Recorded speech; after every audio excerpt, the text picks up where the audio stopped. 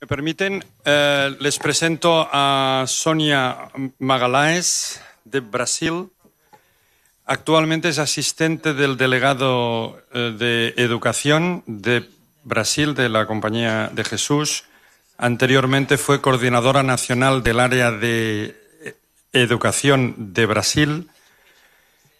Y anteriormente fue rectora del Colegio Loyola de Brasil durante 5 años.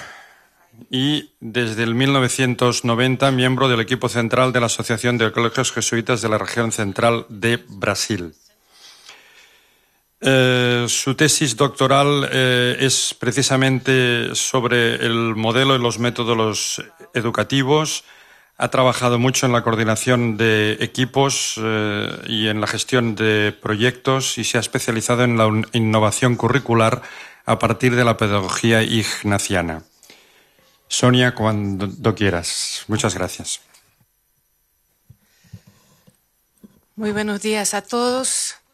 Me gustaría también especialmente darles las bienvenidas a los que nos acompañan por Internet, porque es gracias a la participación de tanta gente de tantos rincones distintos en el mundo. Esta sala, que aparentemente cabe 80 personas, ha estado más apretada, y hemos entrado casi 1.000 o más de 1.000 personas al día, lo que hace con que esta reflexión sea mucho más significativa, solo para recordarnos que no estamos solos y darle una gracia muy especial a los que nos acompañan desde lejos. Directo al punto, es mi gusto presentarles y llamar a que venga arriba el padre Peter McVeary, que nos va a ayudar hoy día, Father Please, que nos va a ayudar hoy día con el tema de la persona compasiva. Démosle una bienvenida al padre Peter McVeary, por favor.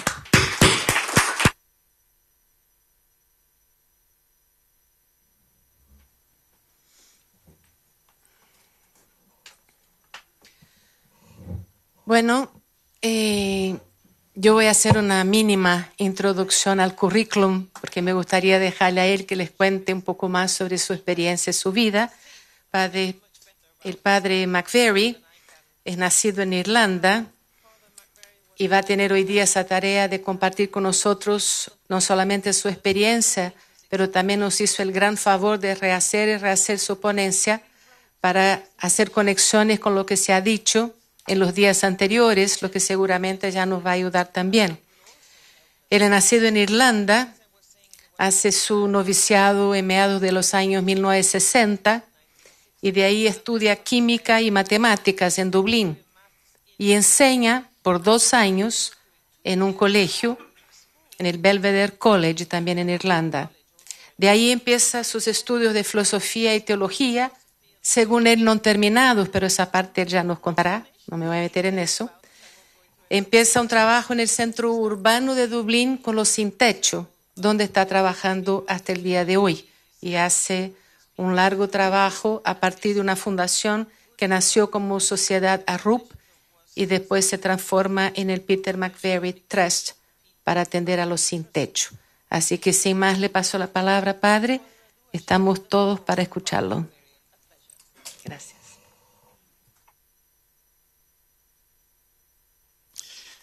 Thank you very much. Muchísimas gracias. Gracias y buenos días a todos. La verdad es que no sé demasiado bien qué hago aquí. Seguramente soy la única persona del seminario que no está implicada en modo alguno en la estructura de la educación formal.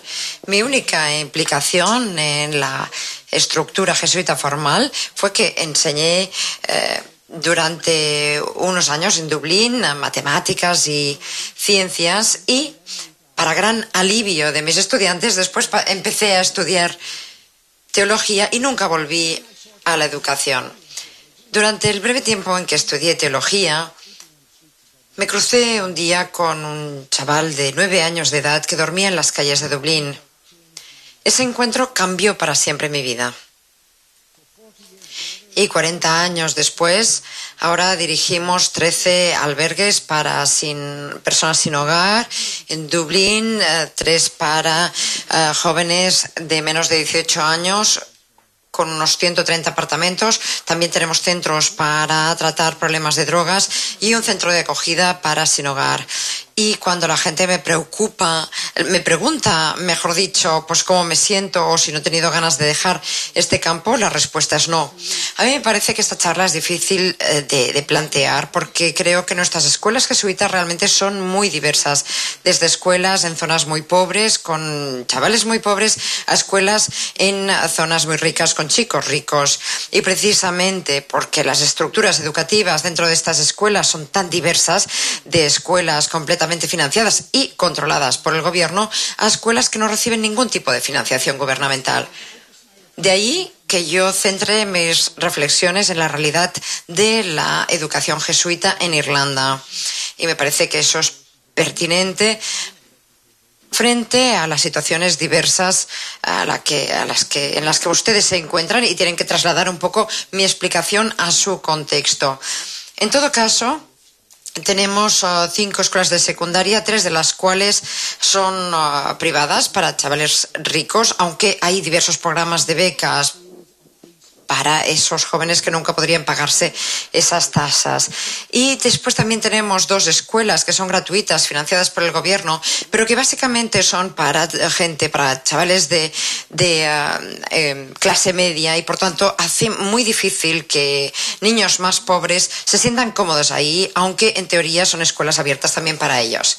Bien, me gustaría hablar de mi experiencia y lo haré para situar el contexto de lo que yo quiero decir y porque también esta mañana hablábamos de los sentimientos y de la importancia de los sentimientos para nosotros como ignacianos. Y también quisiera enlazar este punto con nuestra experiencia de ayer.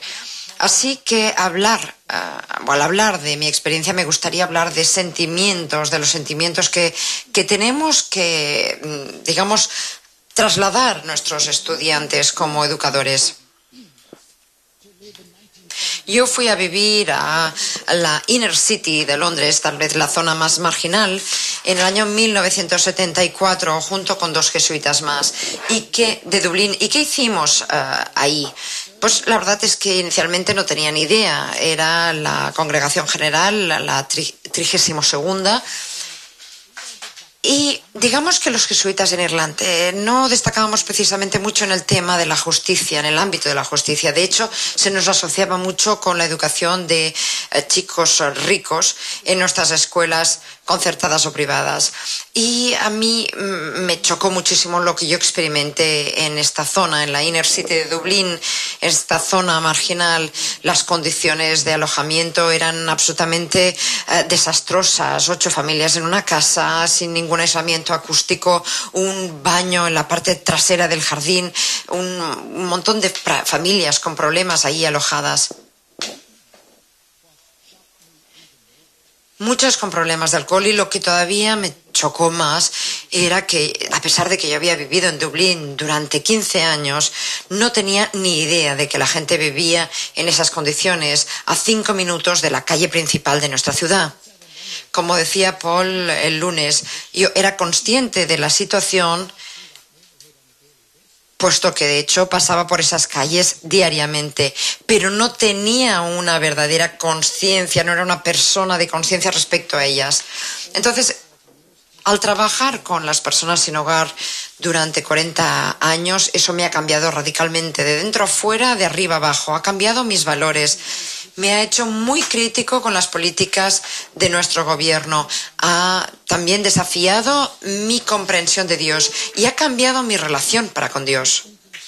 Escuchando las historias de los niños sin hogar, historias de abusos terribles, de violencia, de negligencia extrema, llegué a un sentimiento de gratitud muy profundo de lo que yo he recibido de Dios.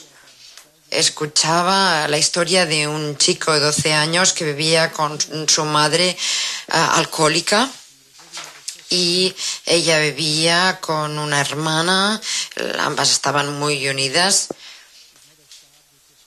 Y a los 12 años de edad, su madre mató a cuchillazos a su hermana delante del niño. Acabó en las calles, acabó ante nuestra puerta a los 17 años. y ha acabado viviendo con nosotros para siempre porque de hecho tiene problemas mentales serios y cada vez que volvía a casa para ver a su madre, la madre le cerraba las puertas en las narices diciéndole no eres bienvenido aquí. Y esa era la historia y tenía que ir antes de la escuela a buscar medios para pagar la heroína de su madre. Por tanto, no es extraño que acabara siendo sin hogar. O recuerdo también la historia de una chica expuesta a la prostitución por culpa de sus padres. Eso cambió radicalmente mi comprensión de Dios y mi relación con Dios. A mí me dijeron que Dios estaba ahí arriba mirando hacia nosotros y anotando todo aquello que hacíamos y decíamos e incluso todo aquello que pensábamos y que algún día teníamos que ir a presentarnos ante Dios y confrontarnos, que Dios era un juez. Yo ya no pienso ni creo en ese Dios. Yo creo que Dios de hecho me ha hecho a mí tantos regalos que yo cuando rezo le digo a Dios gracias, gracias por todo lo que he recibido y sigo recibiendo, porque no hay nada más que decirle a Dios que gracias. Hay muchas personas que me preguntan si no me deprimo trabajando con personas sin hogar, contra todo pronóstico. Yo digo no, nunca deprimido, pero sí enfadado.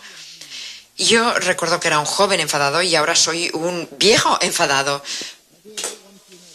Hago como un funeral al mes, normalmente una persona joven fallecida por drogas o por suicidio.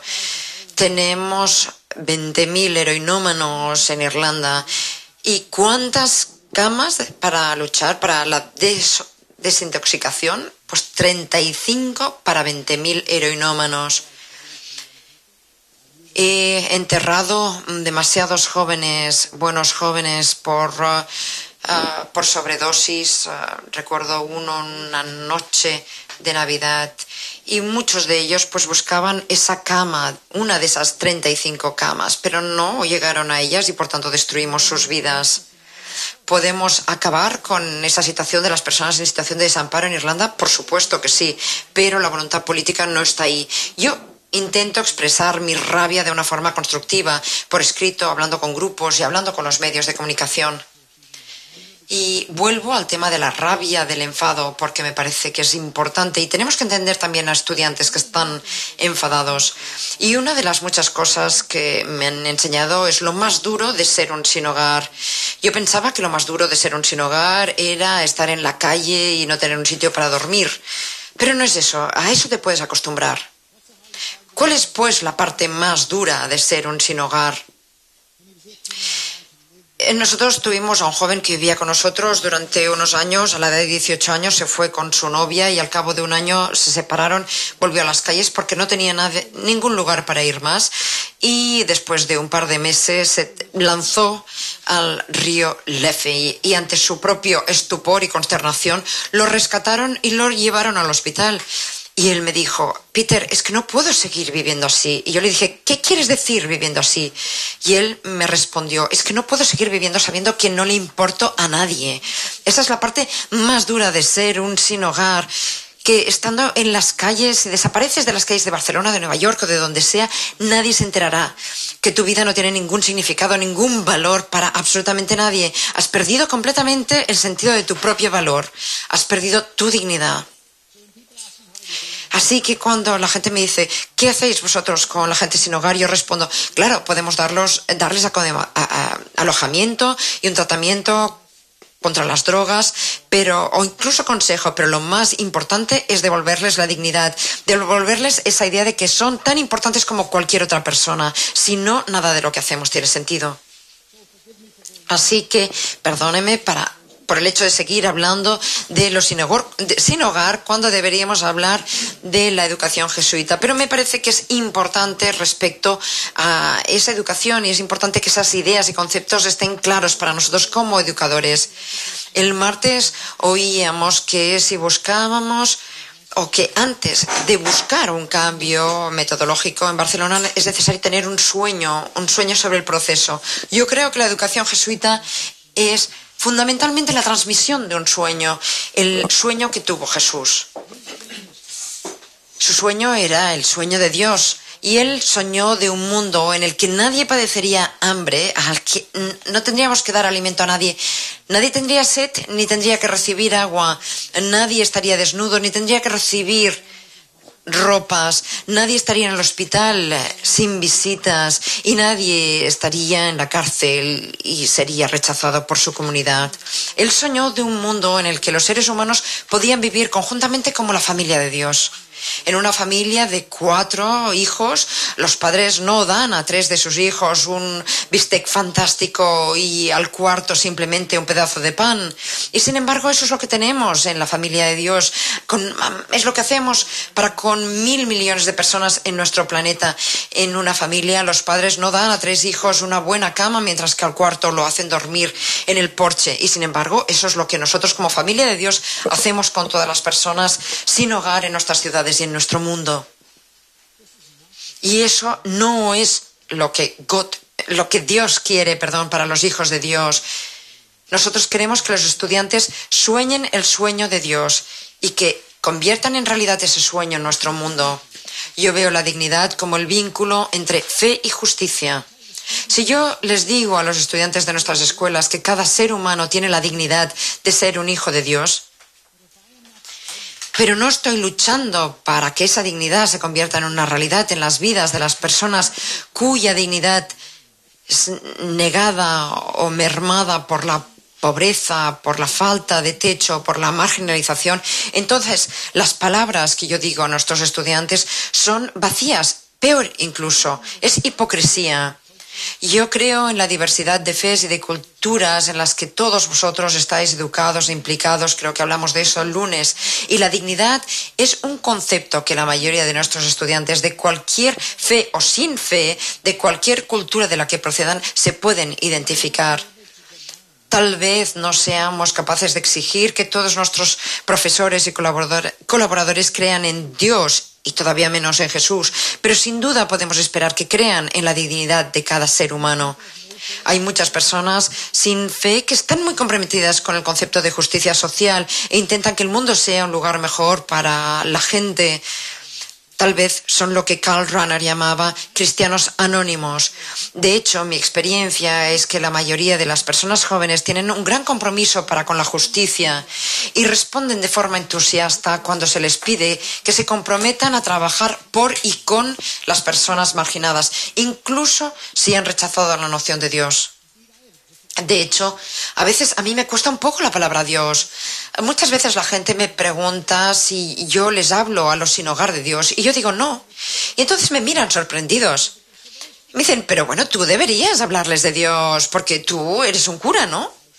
Y yo les digo, mira, yo no les puedo hablar de Dios porque cuando yo utilizo la palabra Dios, ¿qué quiere decir? Yo me refiero a una persona, a un ser que les ama con un amor incondicional e infinito. Y cuando oyen la palabra Dios, ¿qué oyen? Oyen juicio, condena. Así que estamos utilizando la misma palabra, Dios, con 2 significados completamente distintos y contradictorios. Así que yo digo, no puedo hablarles de Dios. Sin embargo, sí espero que les estemos comunicando Dios a ellos. ¿Y cómo podemos comunicar a alguien un Dios? Pues amándolos, queriéndolos, no hablándoles de Él. Nosotros queremos tener estudiantes que sueñen con el sueño de Dios, comprometidos con la construcción de un mundo de justicia y de paz, en la que la dignidad de cada cual esté afirmada y realizada. No queremos simplemente estudiantes que encajen en la sociedad. Lo que queremos son estudiantes que desafíen y cambien esa sociedad. Ni tampoco queremos tener estudiantes que, como decía el Papa Francisco, estén ciegos con heridas, que simplemente se limiten a tratar los síntomas y no las causas y las raíces de los problemas y de las enfermedades. Es tal vez lo que el Papa Francisco hablaba cuando se refería a la tentación de los benefactores, de los temerosos y también de los progresistas y liberales. Nosotros queremos estudiantes que vayan más allá de recabar fondos para buenas causas. Y ahora en Irlanda hay una gran demanda para la educación jesuita. Los padres saben que sus hijos estarán y recibirán una educación muy buena, que tendrán sus hijos en una de las mejores escuelas, que conseguirán un título y que tendrán éxito en la sociedad. Sin embargo, a mí me gustaría que las escuelas jesuitas, pues que los padres no quisieran enviarlos a nuestras escuelas, porque si fuera así, estarían abiertos al sueño y recibirían unas raíces muy profundas en justicia social, en teoría y en práctica, y que más allá en su vida serían personas muy activas tanto socialmente como políticamente. Serían alumnos preparados para desafiar y cambiar la sociedad en lugar de encajar cómodamente en esa sociedad. Estudiantes que serían probablemente crucificados por esa sociedad que intentan cambiar.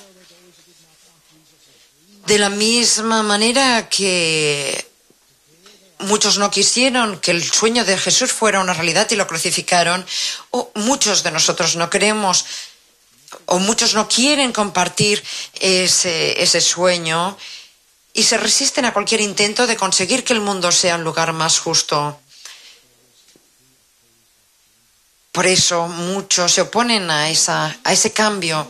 En mi artículo original yo hablaba de ver, juzgar y actuar, de ese paradigma. Y me gustaría precisamente ampliar este concepto a la luz de los debates que hemos tenido desde entonces.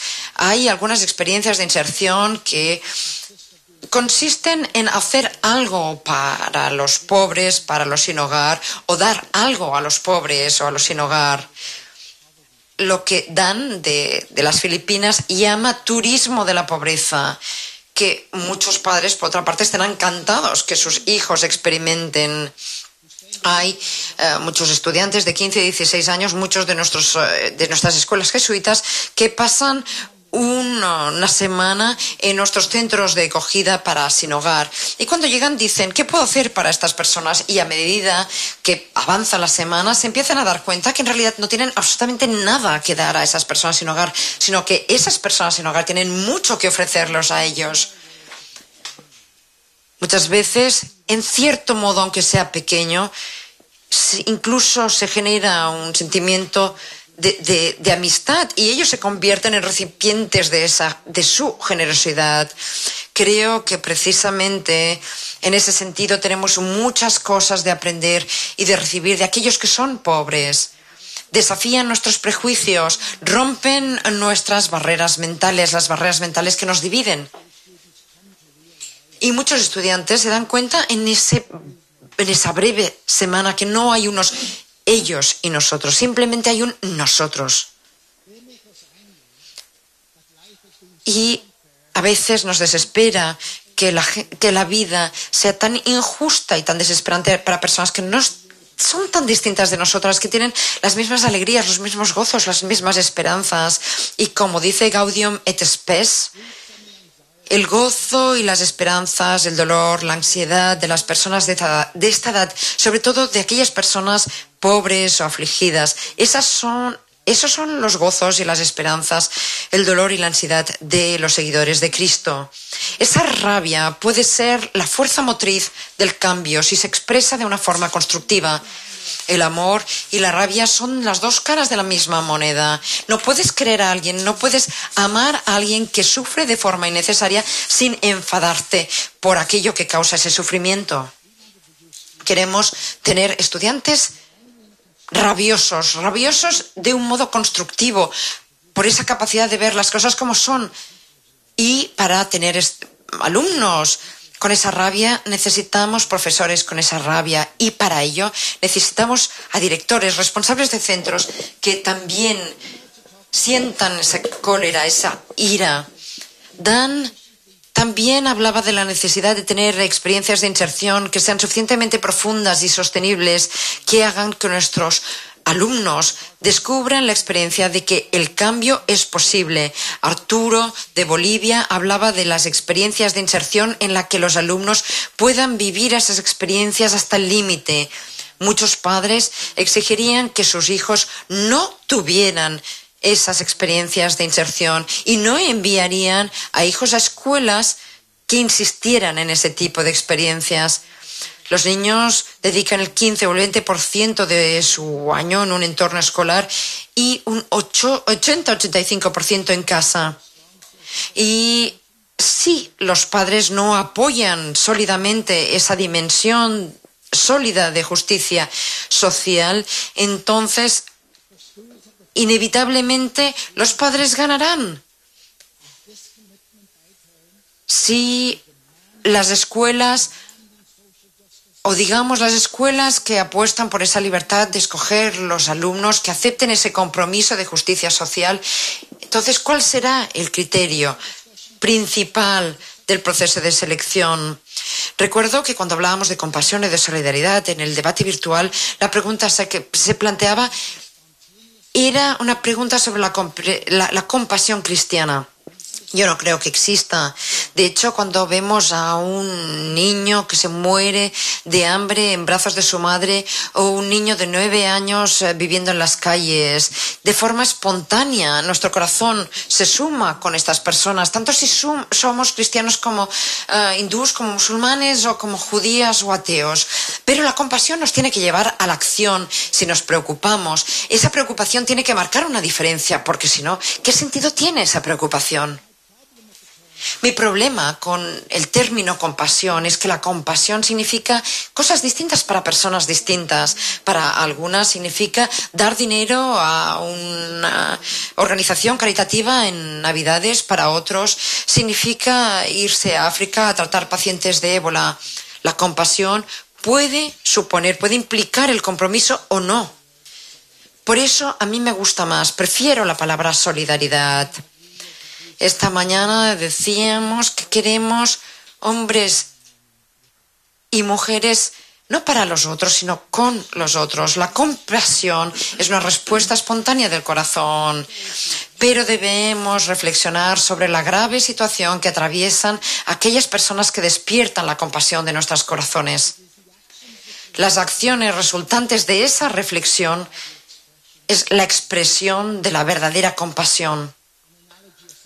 Una analogía que yo utilizo a veces es la siguiente. Imaginaros una persona que está sentada junto a un río un día precioso de verano. Está disfrutando de la paz y de la tranquilidad del sol, escuchando el agua del río, y de repente aparece un cuerpo flotando en el río. Salta, coge a la persona, la saca del agua y le da un beso de vida y lo envía al más allá. Eso seguramente es un acto de compasión, y simplemente esa situación se repita y en un momento dado la persona dice, bueno, pues tengo que levantarme y ver de dónde vienen todos estos cuerpos.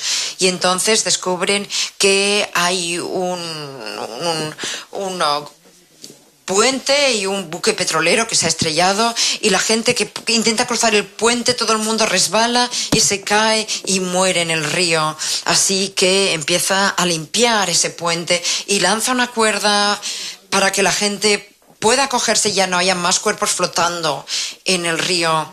Evidentemente, coger los cuerpos es lo que hizo la Madre Teresa de una forma tan fantástica, y es lo que mostramos un poco en las experiencias de inserción. Pero arreglar el puente es lo que Óscar Romero intentaba hacer, desafiar las estructuras de esta sociedad que mantienen a la gente pobre y marginalizada. La razón por la que Jesús fue asesinado. Por ello prefiero la palabra solidaridad a la compasión. Estamos luchando para tener estudiantes que sean solidarios para con los pobres y los marginales. ¿Cuál es la diferencia? Irlanda es un país muy compasivo y la gente de forma muy generosa da dinero o ayuda para trabajar con los sin hogar. Hacemos todo lo que depende de esa generosidad y está bien, pero si intentamos abrir un albergue en un barrio, muy posiblemente las mismas personas de ese barrio se van a manifestar en contra de que abramos ese centro de acogida en su barrio. En mi ponencia original yo intentaba describir cómo yo veo la diferencia entre compasión y solidaridad.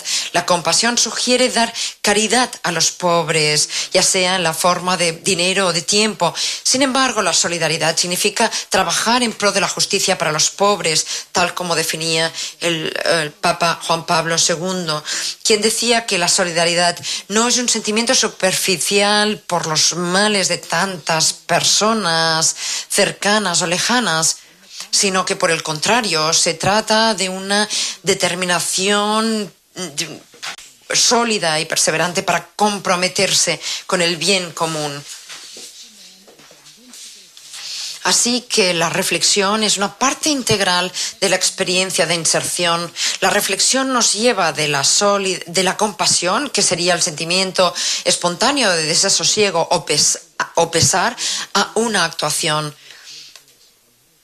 Una buena experiencia de inserción dará lugar a un estudiante que tendrá ese sentimiento de está bien ver todo esto, pero a menos que reflexionemos, esas experiencias de inserción serán simplemente transitorias y las vamos a olvidar, nos van a llevar simplemente a esa sensación de que está bien aquí, pero luego la urgencia del día a día nos llevará a otras cosas, nos llevará a olvidar todo esto. Sin una reflexión, la experiencia de inserción incluso puede reforzar los prejuicios de los estudiantes. En la vida, a menudo internalizamos estructuras injustas de tal forma que somos absolutamente inconscientes de la injusticia de la estructura. En los Estados Unidos, en el siglo XVIII, teníamos esclavos y situaciones de gran desigualdad. Incluso con compasión se podían tratar a los esclavos de una forma amable, pero la institución de la esclavitud se había quedado como parte de la estructura social y una gran experiencia de inserción puede dejar a los estudiantes confundidos y desafiados, puesto que se enfrentan a situaciones y estructuras que igual han internalizado. Es posible que en ese sentido hayan internalizado esas estructuras sin darse cuenta de la injusticia. Por tanto, reflexionar de forma adecuada respecto a estas experiencias exige profesores que también sueñen el sueño. Yo daba en mi ponencia original un ejemplo de un estudiante de una escuela jesuita que tuvo una experiencia de inserción muy profunda, pero su intento de reflexionar con sus profesores no solo fracasó, sino que fue incluso ridiculizada por profesores que no habían soñado el sueño que él había empezado a experimentar. La clave, por tanto, de tener estudiantes que sueñen el sueño es tener profesores que sueñen el sueño, maestros que inspiren, que provoquen, que acompañen a estudiantes para empezar a soñar el sueño. Y para ello también tienen que estar preparados para implicarse en esas experiencias de inserción, tal vez con sus estudiantes si todavía no han tenido esa experiencia. Y ese es un desafío ingente para cualquier escuela cuya exigencia primera es que disponer de profesores competentes para enseñar. La clave, decía, es ese sueño y para ello es necesario que el director también sueñe el sueño y que esté comprometido, que haya un compromiso corporativo, por así decirlo, general con la justicia. Y a menos que el director, el responsable, también promueva activamente y apoye el proceso de inserción y de reflexión, entonces seguramente el proceso estará condenado al fracaso. Y los directores normalmente son nombrados por un consejo de dirección mayoritariamente laico que nombran a directores que tienen otras cualificaciones, por ejemplo, ser un buen gestor. Y para garantizar que la escuela continúe con una sucesión de directivos que estén comprometidos con una dimensión de justicia social en la educación, la visión, los valores, los principios de la misión de la escuela tienen que ser definidos de una manera clara. Tiene que ser una prioridad de la escuela. El lunes, por ejemplo, oíamos de la experiencia de una escuela en la que estas cuestiones se debatían con el consejo y con los profesores cada año. Y para tener estudiantes que sean solidarios con los pobres, eso también exige tener escuelas que trabajen con los padres, porque si los padres no apoyan los objetivos de la escuela, entonces la escuela que crea estudiantes con un compromiso de justicia social sólido pueden acabar creando un conflicto entre estudiantes y padres, y por consiguiente puede dejar al estudiante muy confundido y es injusto para el estudiante. La reflexión sobre la experiencia de inserción hará que los estudiantes se centren en desafiar las estructuras políticas, sociales y económicas de nuestras sociedades para crear y para mantener unos valores que puedan resolver los problemas de desigualdad, de pobreza y de sinhogarismo. Seguramente eso supondrá que se desafíen los valores y la mentalidad de sus padres. Por tanto, no podemos dejar a los padres fuera del proceso. Hay que contribuir de una forma global a luchar contra las desigualdades económicas y sociales. Y yo creo que, de hecho, nuestras escuelas jesuitas mantienen y refuerzan las desigualdades existentes en nuestra sociedad.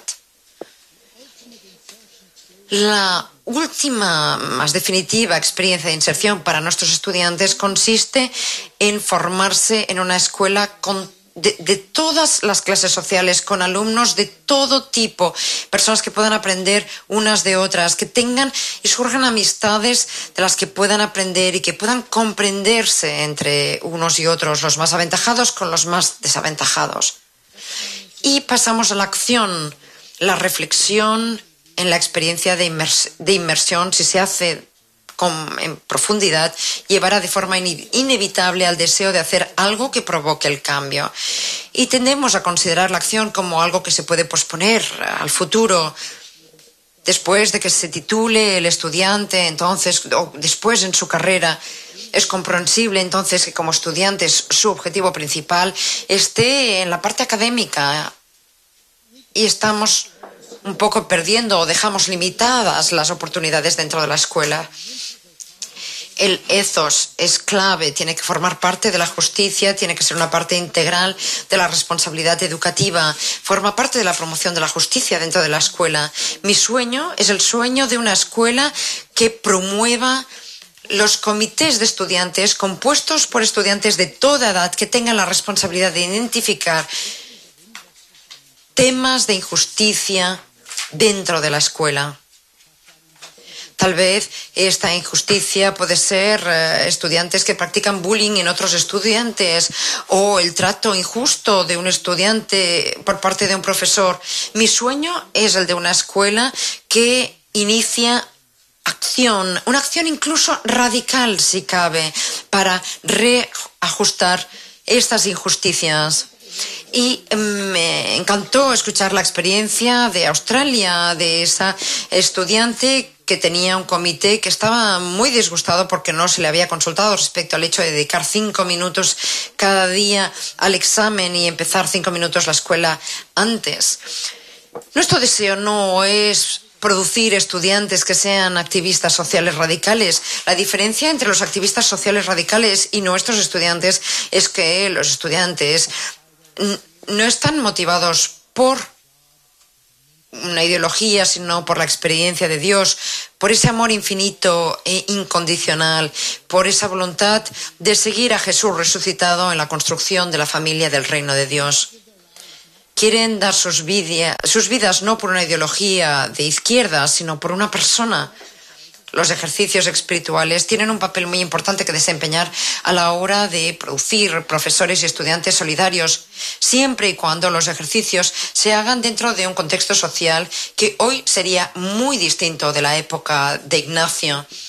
La primera semana nos puede ayudar a reflexionar sobre nuestros prejuicios, nuestra propia autocomplacencia, falta de acción, el fracaso a responder a las injusticias sociales que nos rodean, lo que llamamos hoy el pecado social. En la meditación del reino nos comprometemos a seguir a Jesús, a llevar ese reino de Dios a la realidad, un reino en el que todos los seres humanos puedan vivir como una familia bajo ese reino de Dios. Los dos estándares desafían las justificaciones y racionalizaciones que nosotros inventamos para evitar dejar nuestra zona de confort. Las tres clases de personas, de pueblos, nos desafían a la hora de reflexionar dónde nos situamos. Y la tercera semana hace que volvamos a casa con un compromiso de justicia, que hayamos crecido y que busquemos un mundo al que seamos capaces de desafiar. La cuarta semana, junto con la contemplación para conseguir el amor, nos va a enraizar en esos cimientos de piedras sólidos a partir de los cuales buscaremos un mundo lleno de justicia, un mundo de creencias que nosotros amamos, que es infinito e incondicional, un mundo de amor de Dios.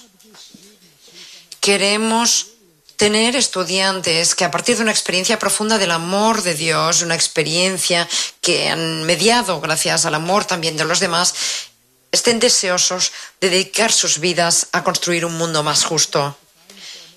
El lunes George hablaba de la formación de la conciencia como un proceso que nos lleva y ayuda al estudiante a encontrar sentido en su propia vida y le permite a los estudiantes a encontrar una respuesta a esa búsqueda por la trascendencia. Pero ¿cómo lo hacemos?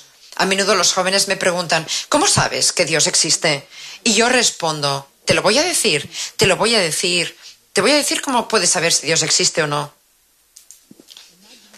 Imagínate una persona que está a las orillas de un río de nuevo en un día de sol, disfrutando de la paz y de la tranquilidad, y al lado hay un niño jugando y el niño se cae al agua y la persona que está a la orilla salta y rescata al niño y le salva la vida. ¿Qué harán los padres? Bueno, evidentemente lo primero que harán es ir al hospital para tranquilizarse y estar seguros de que el niño está bien. Bien, ¿y después qué harán? Bueno, pues después te buscarán para darte las gracias por salvar la vida de su hijo.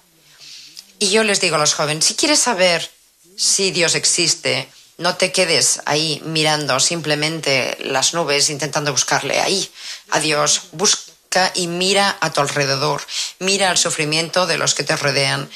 Intenta después quitarles parte de ese sufrimiento de sus espaldas. Y entonces Dios querrá buscarte. Dios querrá darte las gracias personalmente por haber ayudado a los hijos de Dios. Y cuando Dios te encuentre, entonces tú encontrarás a Dios y entonces sabrás que Dios existe. Es al llegar a aquellos que nos rodean, que son pobres, a los que nadie quiere, que entonces nuestros estudiantes descubrirán el sentido de la vida y conseguirán encontrar la respuesta a esa búsqueda por la trascendencia. Nuestros estudiantes no encontrarán a Dios en nuestras iglesias, en nuestras capillas, ni tampoco en sus plegarias, a menos que hayan encontrado a Dios primero en el sufrimiento de las personas. Últimamente, a los bancos de Europa han tenido que pasar una serie de pruebas de estrés para ver si cumplían los criterios de ser un banco. Yo me pregunto si no tendríamos que hacer test de este tipo también en nuestras escuelas y centros jesuitas. Tenemos que preguntar sin cesar la pregunta siguiente. Dado la cantidad de dinero, de activo humano, de capital humano y de esfuerzo que gastamos en nuestro apostolado educativo, ¿estamos satisfechos con la inversión que se está produciendo en las personas, con la fe, con ese compromiso para con Jesús, con la solidaridad, los pobres y la pasión por la justicia? Eso es todo. Muchas gracias.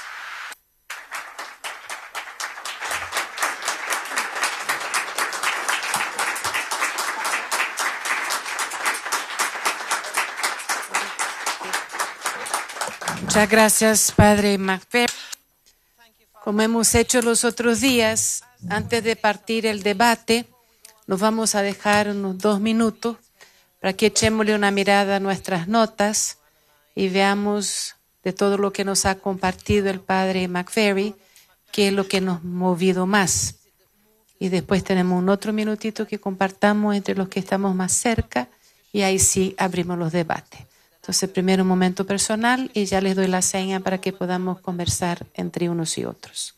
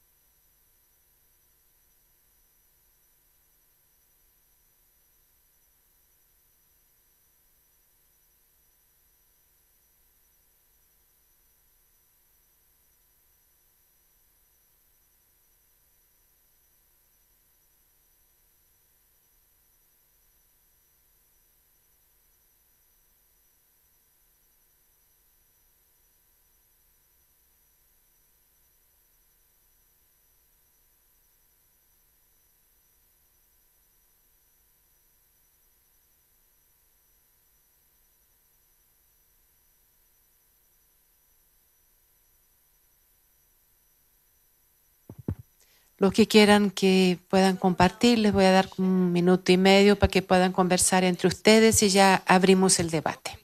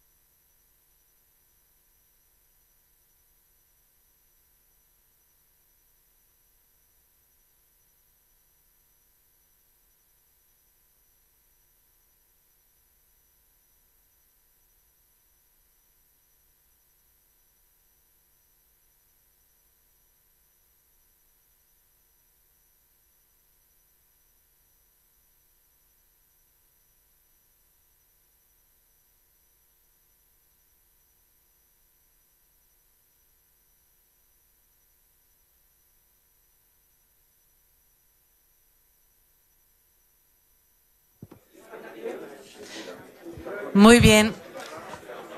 Esto fue solo para calentar los motores. Ahora vamos a tener, siguiendo el horario, media hora para partir y empezar la conversación, porque tenemos todo el día de hoy para seguir con este tema. Así que para que no nos quedemos como atrapados, que nos queda solo media hora para hablar del tema, nos queda la primera media hora para conversar sobre este tema y después ya seguiremos. Ya José Alberto los amenazó con esto, así que yo les quiero decir que también lo tengo. Así que esto es 3 minutos por intervención. Tenemos media hora.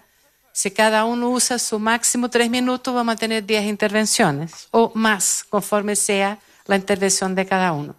Vamos primero por las 5 primeras intervenciones. Los que deseen hacer algún comentario o compartir, por favor. Aquí tenemos Carlos, Vilma, Father Ben, Joe y Mauricio, y ya partimos con las otras 5. A ver, el número 1, Carlos. Thank you very much. Sí, muchísimas gracias, Padre Peter. Soy Carlos. En esta ocasión hablaré en inglés. Primero quería, comentar cosas de su propia presentación. De alguna manera es una presentación difícil, no hay PowerPoint, pocos conceptos. Y el título ha prometido hablar de personas compasivas, pero ha hablado más de personas solidarias. Y sin embargo, ha sido tan educativa su presentación. Realmente usted sí tiene algo que decirnos y no tiene nada que hacer con los medios y modos de comunicación. Realmente me ha emocionado. Ha sido algo que me ha llegado, me ha calado hondo. Es una presentación muy potente. Y cuando digo que es emotiva, es que me ha llevado hasta las lágrimas. Ese ha sido su efecto. Hablé de palabras proféticas y presentaciones proféticas, y esta es una. Usted parece saber lo que Dios quiere. Y quiero oír más de esto, quiero oír más de lo que Dios quiere. Si mi provincial me pide que le siga a usted, lo haría alegremente. Así que esto no es la guinda del pastel, sino que es el tejido mismo de lo que hay. Gracias. Vilma. A ver, pregunta lo que están filmando. Yo creo que es mejor mirar hacia atrás. Cuando nuestra moderadora decía que miráramos las notas para pensar de manera personal cómo nos había llegado esto, yo miraba mis notas y no pasaron de una página. Y realmente pensé que no habían pasado de una página porque ha sido una presentación experiencial profunda que me conmovió muchísimo. Y primero porque el Padre Peter nos hace comprender la compasión no desde una perspectiva intelectual, no desde los planteamientos intelectuales, conceptuales, sino que nos ha transmitido su propia experiencia de lo que es la compasión. Y me parece que me conmueve porque pienso que no solamente se trata de tener una comprensión sobre el sufrimiento, sino de experimentar el sufrimiento del otro, poder percibir el sufrimiento del otro, bajarse, cargar con el otro, encargarse del otro. Y eso nos pone en una perspectiva distinta de lo que podría ser la compasión en nuestros colegios. Y me queda sonando una pregunta. Y es que nuestros colegios y nuestras escuelas tienen programas de acción social muy importantes. Pero pensaba yo que la compasión arranca con el corazón. Primero hay que trabajar el corazón, cultivar la interioridad, que fue lo primero que vimos en el primer día, para hacerlo después proclive a un combate, no un combate violento, sino un combate sublime de lo que significa verdaderamente el sufrimiento. Y lo decía el Padre Peter, no desde la ideología, sino desde una experiencia profunda de Dios. La verdad estoy muy conmovida y muy agradecida. Gracias, Vilma. El próximo será Father Joe, and then le sigue... Da igual, o sea, sería Joe and then Father Joe after that. Okay, you will be the fourth one, Father. Padre Joseph Carver, de Estados Unidos. Peter, te doy las gracias por esta presentación porque es un recordatorio profundo de que muy a menudo en nuestras escuelas nos detenemos en la caridad y no vamos más allá, trabajando hacia el cambio estructural de la justicia, y denominamos al trabajo que hacemos en nuestras escuelas el trabajo caritativo y programas sociales y compromiso de justicia, y no lo es en realidad, sino que es caridad nada más. También aprecio el que te identifiques como una voz contraria, en cierto modo, porque creo que esas son las voces justamente que necesitamos en los consejos directivos de nuestras escuelas, para que podamos ubicar a nuestros consejos y a nuestras escuelas en una tensión que no debe darnos miedo, porque todos sabemos que esas voces están en nuestras comunidades, como la voz del padre Peter. Son voces que nos llaman, nos reclaman, son ese elemento constitutivo de la justicia que se ha requerido tantas veces. Así que nos animaría a todos nosotros como escuelas y ministerios apostólicos en la Compañía de Jesús a no tener miedo, a dar la bienvenida a estas voces de nuestros consejos, porque fomentarán una tensión sana que nos ayudará a ir hacia adelante. Si los consejos no tienen voces de disensión, no podremos discernir la invitación del Espíritu. Sí, Father Ben. Okay. Me oyen de Filipinas. Gracias, Peter. Muchísimas gracias. Esto me recuerda el trabajo que llevo a cabo con una organización, Goa Kalima, en Filipinas, fundada por un alumno que en 1995 fue a vivir en la comunidad más grande de marginal, de chabolas, con criminales, toxicómanos. Vivió ahí con su hija y esa experiencia le transformó y encontró su camino y lentamente llegó a construir esta organización que lo que hace es desarrollar pues hogares y comunidades para los más pobres. Yo trabajo con ellos desde el año 2000 y la experiencia con estas personas nos ha transformado a todos, a nuestros alumnos también. Mañana compartiré un par de experiencias. El reto al que nos enfrentamos ahora es saber qué funciona. En otras palabras, hemos llegado a un punto en el que muchos tienen esa inspiración, pero ¿qué es lo que realmente funciona a la hora de ser una estructura transformativa? ¿Qué funciona a la hora de mejorar las vidas de los más pobres? ¿Qué es lo que funciona en conectar a los que están arriba en la sociedad con los que están más abajo? Porque ambos son necesarios. Yo espero que en algún momento del camino podamos compartir experiencias de qué es lo que funciona. Yo compartiré la nuestra de lo que funciona. Tengo un grupo de investigación que está analizando justamente esto, descubrir y averiguar qué es lo que funciona y cómo ampliar esa experiencia. Porque podemos hablar de justicia e injusticia, pero ¿qué es lo que realmente funciona? Está muy bien sentir ira y cólera, pero yo algunas veces, en los 70 sobre todo, estuve encolerizado, pero incluso así tienes que transformar tu ira a acción efectiva. Gracias. Mauricio. Mauricio García, de Colombia. Primero, agradecerle a Peter por la presentación. Ciertamente lo mueve a uno mucho. A mí me quedan, a partir de la misma presentación, algunas preguntas sobre las experiencias que tenemos en nuestros colegios, particularmente en Colombia. La primera es, creo que hay que ir más allá de la sensibilización, que hay que ir más allá de que nuestros estudiantes conozcan que hay pobres o que hay situaciones difíciles en los contextos donde vivimos. Y creo que en eso hemos avanzado notablemente. Sin embargo, como Peter mismo lo decía, hay que hacer una experiencia, y una experiencia de inserción profunda, una experiencia que toque verdaderamente el corazón. Y ahí se plantea un problema de cobertura. La dificultad para tener y organizar ese tipo de experiencias para 1.800, 2.000 estudiantes que tenemos en algunos de nuestros colegios. Y eso se hace difícil porque a la medida que se amplían las experiencias, en muchos casos pierden el nivel de profundidad por querer tener mayor cobertura.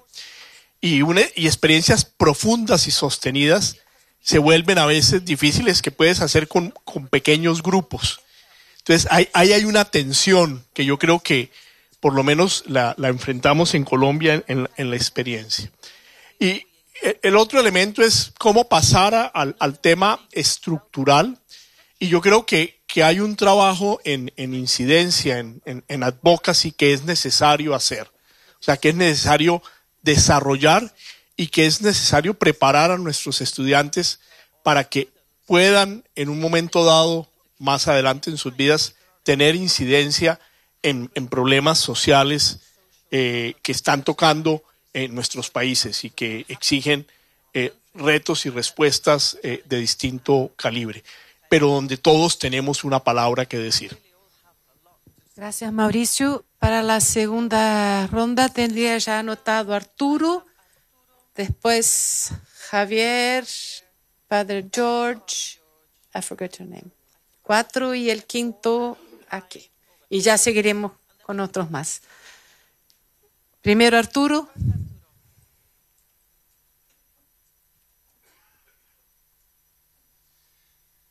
Arturo, jesuita de Bolivia.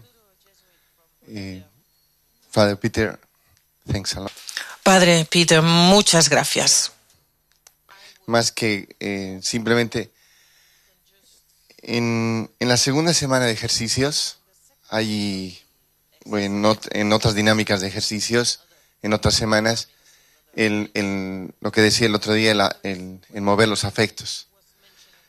El padre Rupe decía muchas veces que habría que tener siempre experiencias con los pobres de manera definitiva.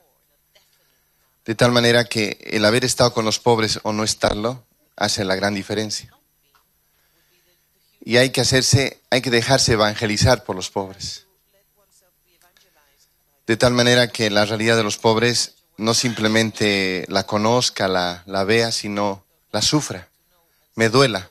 De tal manera que esa realidad modifique mi vida, modifique mi manera de hablar, modifique mi manera de optar, me modifique mi manera de actuar, de vivir, de hacer opciones constantemente. San Ignacio habla mucho del conocimiento interno. Y en la segunda semana habla de hagamos redención.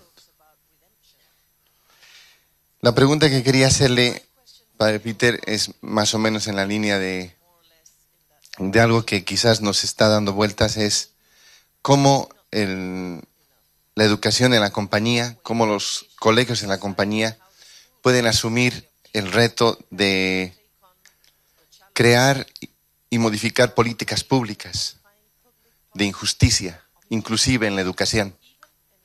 La educación en muchos lugares es un instrumento de desigualdad, es un instrumento de exclusión, inclusive al interior de la propia compañía, en sus colegios, porque son diferentes oportunidades, diferentes medios, etc. ¿Cómo hacer que este tipo de seminarios internacionales, de políticas a nivel de la compañía, también nos interese el tema de la justicia social en educación? Muchísimas gracias. Arturo. A Javier, aquí adelante.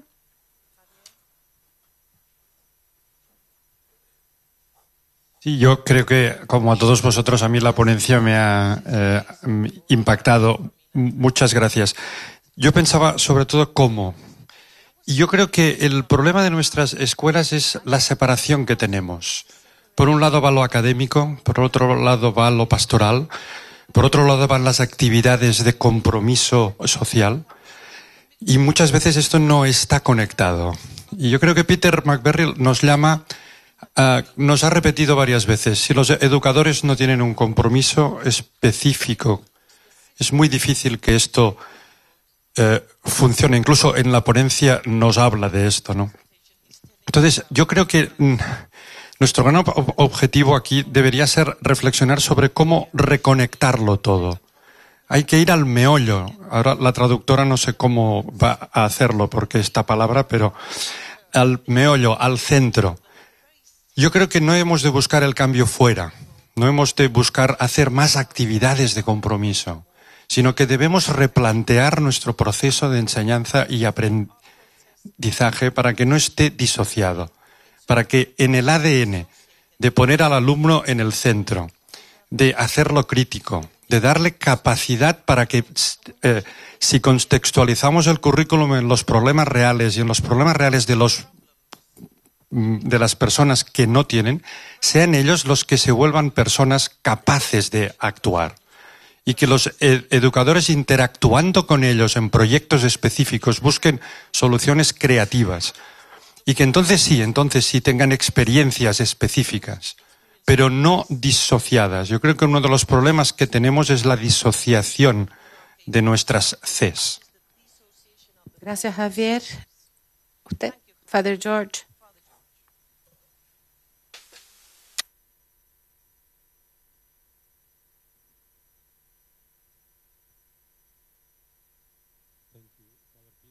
Gracias, Padre Peter, por compartir con nosotros esa experiencia y ese análisis de la educación jesuita que intentamos proveer.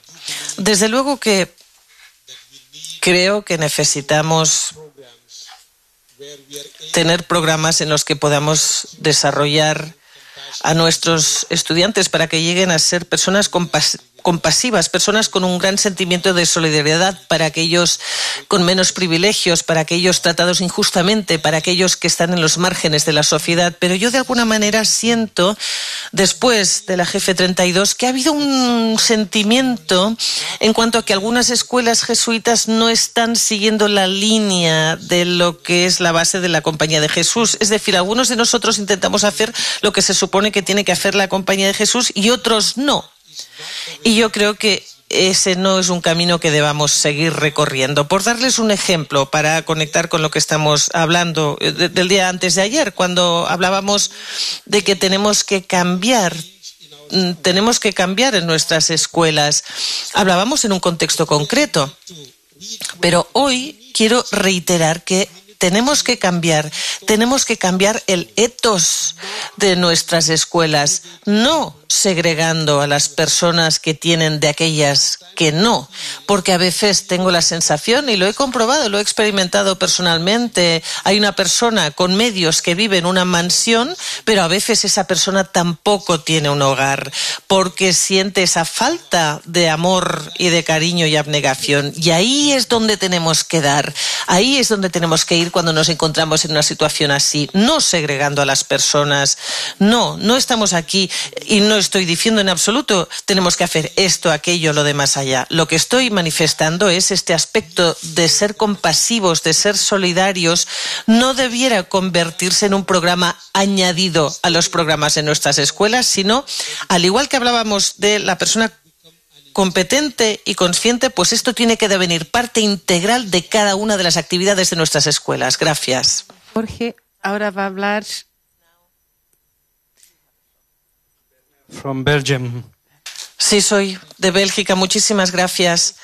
Yo me siento invitado a reflexionar cada vez más acerca de la transformación de las palabras de Padre Arrupe y luego Padre Kolbenbach.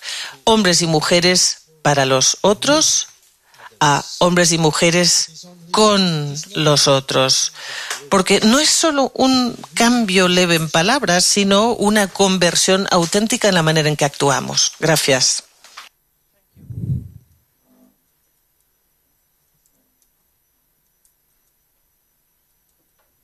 Padre Peter, Padre Peter, su presentación me lleva a la introspección y comienzo a preguntarme, la experiencia es otro componente de nuestra pedagogía ignaciana y cómo esa experiencia en el contexto del currículo puede trabajarse de cara a la experiencia de la inserción. Y así, cualquier enseñanza y aprendizaje que tenga lugar en el aula, ¿cómo puede ayudar eso a los alumnos, a los estudiantes, a llegar a ser más sensibles, de modo que esa sensibilidad aumentada les haga ser proactivos, para que no se limiten solamente a la caridad y para que no sean solo caritativos para una autogratificación, sino que vayan más allá y demuestren su solidaridad con las personas mediante la acción? Voy a usar nomás de la prerrogativa de moderadora para organizar los últimos 8 minutos que tenemos, dándole voz también a una cierta diversidad de asistencias, porque hemos tenido ya bastantes intervenciones de América Latina, Asia, 2 de Europa, 1 de América del Norte. Y después le quiero dejar por lo menos que sean 3 minutos al padre McVeary, porque veo que toma notas y ojalá también quiera compartir lo que le está pasando por la mente. Dale 5, claro, escuchando lo que nos dicen. Entonces, a ver, 1, 2, tú, 3, 4. Comienzas tú y después venimos para acá. Deja que comience el que ya estaba anotado y después venimos para acá. Gracias. Ya tiene micrófono, gracias. Tú comienzas. You can start. Brian Flannery from the... Brian Flannery de... Bueno, tengo que dimitir porque soy un delegado y siento que tengo que dimitir ahora mismo. Ven, yo vengo de Irlanda y compartir la provincia con un tipo así es muy difícil. Peter, como siempre, nos inspiras, eres profético también. Es extraordinariamente retador lo que dices. Yo me acuerdo en los años 80 cuando el ser para los demás era algo realmente que inspiraba a todos en las escuelas. Recuerdo los cambios que tuvieron lugar y los cambios tuvieron lugar entonces. Algunos, de hecho, en los 70, pero con Goldwyn y más. Pero muchas personas en las escuelas en los años 80 estaban también furiosas y tenían esa energía de cara al cambio. Pero lo que yo he detectado en los últimos 20 o 30 años en los jesuitas de Irlanda, pero sospecho en todo el mundo, es una ambivalencia profunda hacia esa cuestión. Algunos, como tú, sois muy críticos, pero hay otros que están muy adheridos a los principios tal como están definidos. Y es muy difícil cuando vives con esa ambivalencia el tener una dirección no ambigua, una dirección muy clara y una llamada muy bien definida, de la manera en que tú aquí nos estás instando a reaccionar. Por tanto, daría la bienvenida a una gran claridad que me marque bien el camino y espero que esto sea lo que salga de aquí también.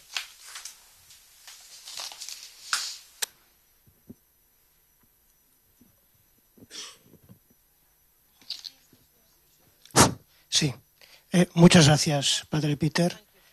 Sin duda, el espíritu hoy está aquí.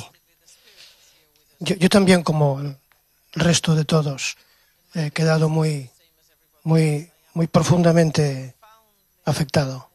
Mucho. Mi tarea habitualmente es la de ocuparme del liderazgo de nuestros profesores, de nuestros directores. Y hoy les tengo que decir que he cambiado un poco. No, ya sé que son cosas muy obvias, pero hay veces que las cosas obvias te despiertan como cayendo de un caballo, ¿no?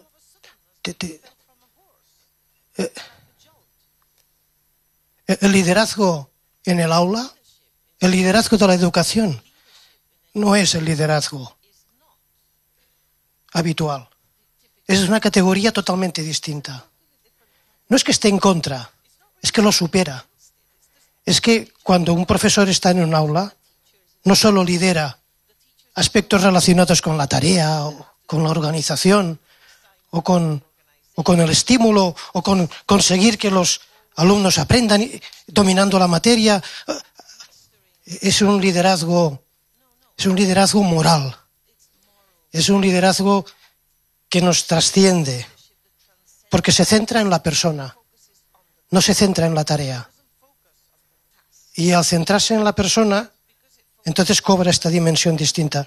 Una dimensión que sobre todo trata los valores, pero los trata en el salón de la clase, en el aula. Y trata los valores no enmudeciendo la conciencia, donde Dios habla, siempre.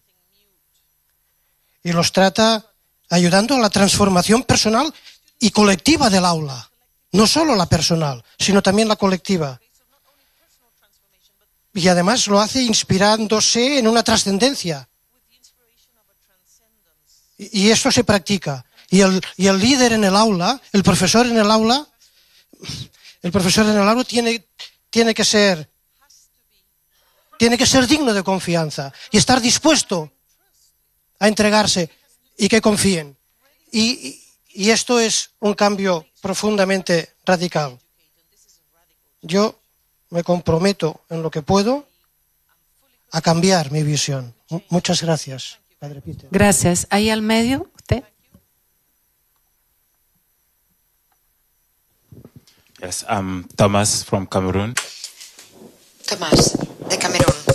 Lo primero que me sorprendió en lo que comentaba el Padre Peter es el concepto, la idea de hablar de Dios y comunicar Dios. En mi país, en mi contexto, esto sería muy difícil porque aunque la persona sea pobre o esté en las calles, porque de hecho hay muchos chavales en las calles, En primer lugar, se le hablaría de Dios y después se comunicaría a Dios, porque creo que ambas cosas van de la mano. No sé, creo que tal vez este concepto de Dios como juez no es la primera idea o la primera concepción de Dios para nuestra gente. Para mí ha sido un poco difícil seguir la presentación porque desde el principio yo intentaba trasladar el tema a mi país y eso me planteaba muchas preguntas. Es decir, aunque aparentemente no tengamos realmente sin hogar, ¿cómo podemos entender que estos niños de la calle son un problema para el mañana? Porque nuestros estudiantes temen a esos niños de la calle. Incluso hoy no quieren ningún tipo de contacto, no quieren pensar que son buenas personas a las que pueden ayudar. Así que eso es un gran desafío, un gran reto para nosotros en nuestras escuelas. Su presentación me ha despertado, digamos, en la mente muchísimas preguntas que nos hacemos precisamente para ver cómo podemos enfrentarnos a esta realidad de los niños y niñas de la calle en la actualidad. Siguiente, nosotros les recuerdo que a la vuelta tenemos 2 presentaciones y otro tiempo abierto de debate en esta sala. En la tarde también se repite lo mismo antes de los grupos. Entonces, los que no han tenido la oportunidad de compartir ahora, lo pueden hacer en la segunda y en la tercera sesión en esta sala. Pero no quisiera terminar la primera sesión del día sin darle al padre McVeary los 5 minutos que pueda comentar y ahí sí paramos para el break. Así que, disculpa padre, pero por ahora son 5 minutos.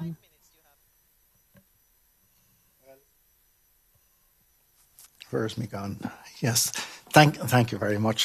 There was so much. Muchísimas gracias. Realmente hay tantas cosas a las que no podré responder. Voy a tomar un par de cuestiones que se han planteado y que yo he notado aquí. Por ejemplo, cuando hablábamos de la estructura, de los cambios de estructura, evidentemente es una pregunta muy importante y clave y yo no soy la persona adecuada para responder. Yo empecé a trabajar con los sin hogar en Irlanda cuando empecé había 1.000 y ahora hay unos 5.000, así que no he tenido mucho éxito a la hora de cambiar estructuras, me temo. Pero efectivamente es una cuestión clave. Hay otra cuestión relacionada y es cómo las escuelas pueden asumir la tarea de cambiar las políticas públicas. Pues yo creo que la respuesta es observar y ser testigo de lo que sucede. Yo creo que cuando Jesús nos habló del reino de Dios, él creía que ese reino de Dios tenía que sustituir al reino de las desgracias y en nuestro caso debería ser de la heroína. Jesús no creó un grupo de presión ni un partido político, sino lo que hizo fue un grupo de observadores que criticaban lo existente y que podían trasladarlo a un mundo mejor. Así que todos tenemos que ser testigos en ese sentido. Tenemos que ser observadores y testigos. Si no, entonces será muy difícil realmente cambiar cualquier tipo de política pública. Respecto a la pregunta de cómo podemos crear experiencias de inserción más profunda para 1.000 y pico estudiantes, pues realmente no podemos. Y entonces, ¿qué hacemos? Yo creo que la experiencia de inserción realmente de forma ideal debería hacerse dentro del aula, de la clase. Y yo no quiero ser dogmático ni prescriptivo porque las cosas cambian mucho de un lugar a otro, son muy distintas, pero si fuera general yo creo que intentaría que las escuelas fueran un espacio de integración social. ¿Cómo podemos coger a estudiantes privilegiados, darles una educación privilegiada y esperar, por mucho que hayan programas sociales de justicia social, que tengan realmente esa compasión? Si no les damos una experiencia de inserción potente, entonces tenemos que traer esa experiencia, llevar esa experiencia de inserción directamente al aula.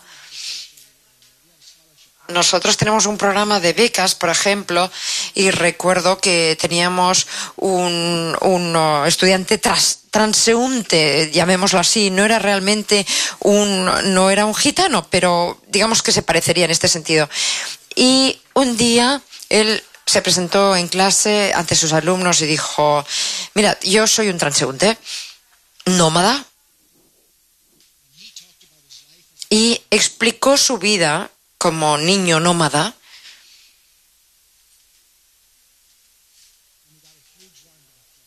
Y recibió realmente unos aplausos impresionantes de sus compañeros. Así que creo que esa experiencia de inserción debe hacerse dentro del aula.